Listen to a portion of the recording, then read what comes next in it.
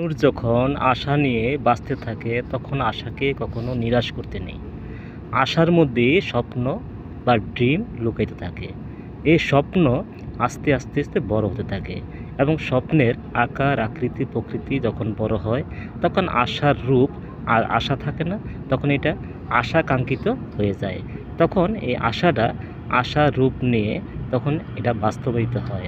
এর মধ্যে স্বপ্নগুলা ছোট ছোট স্বপ্নগুলা মানে জমে থাকে এবং যেমন পানির কণাগুলা এখানে যে আলো নিভে নিভে জ্বলতেছে, তেমনি এই আশাই মানে ছোট ছোট আশাগুলো আস্তে আস্তে বড় হতে থাকে এবং মনের মধ্যে গেঁথে থাকে এবং আশা যখন বাস্তবায়িত হয় তখন মনে প্রাণে খুবই শান্তি প্রশান্তি লাগে এবং আশাকে কখনো নিরাশ করা যাবে না, স্বপ্নকে কখনো নিরাশ করা যাবে না, কখনো ভেঙে চুরা যাবে না এবং স্বপ্নই আশার রূপে বা আশাকে ধাক্কা দিয়ে আশার গতি প্রকৃতি বাড়িয়ে দেয় এবং আশাকে সাফল্যমণ্ডিত করার জন্য স্বপ্নের যথেষ্ট ক্যারিয়ার থাকে এবং এই